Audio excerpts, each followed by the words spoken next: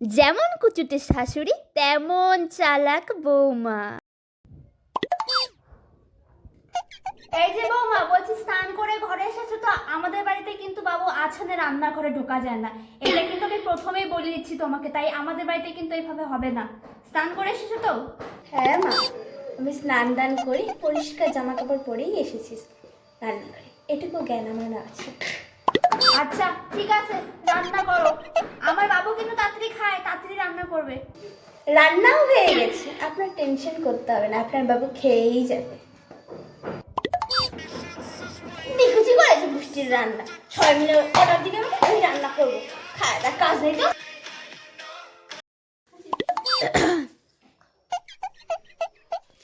বৌমা বসে আছে, বৌমাকে একটা কাজ দিতে লাগবে। কি কাজটা হবে? হ্যাঁ, এই কাজটা দিলে পরে বৌমা। বৌমা, আমার পাটা ব্যথা করতেছে, একটু টিপে দাও তো।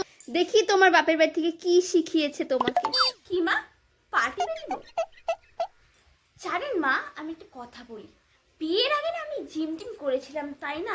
পা টিপতে গিয়ে যদি পাটা ভেঙে যায়, আমাকে কিন্তু পরে কিছু বলতে হবে না। আর এমনিতেও আমার পায়ে আপনার ছেলে টিপে দিয়ে আমি টিপবো আপনার পা। তুমি যদি স্বপ্ন দিচ্ছেন নাকি মা? এসব মুখে ছিঁড়ি বাবা, লাগবে না আমার পা টিপে দিতে। আজকে বাবু আসুক, আমি সব বলে দিব বাবুকে। মানুষের বাড়ির বউকে দেখি কত মোটা করে সিঁদুর পড়তে, স্বামীর যাতে অকল্যাণ না হয়। আর আমার বাড়ির বউকে দেখো কত চিকন করে সিঁদুর পড়েছে, জানি সিঁদুর না পড়লে হয়, তাও তো হয়। আমার ছেলেটা যদি কিছু হয় না, কি খেয়ে যে এই মেয়ের কাছে আমি বিয়ে দিয়েছিলাম, সত্যি কোনো কিছু শিখাই নেই বাপের বাড়ির থেকে।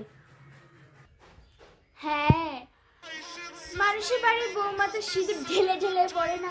আনুন না সিঁদুরের কোটাটা নিয়ে এসে ঢেলে একদম পুরো মাথায় পরে নিব, আপনার ছেলে কোনো অকল্যাণ হতে দেবে না। মা চান না নিয়ে আসি? এমনি তো চুলগুলো আমার উঠে উঠে কাকের বাসা হয়ে যাচ্ছে না, ফাঁকা হয়ে গেছে, দেখুন দেখুন, চুল উঠে উঠে কাম ছাড়া আমাকে সিঁদুর পড়তে লাগবে এখন। যান না, আপনি বলুন না, নিজে তো একটুখানি সিঁদুর পড়ে আছে। 有人，有人，有人。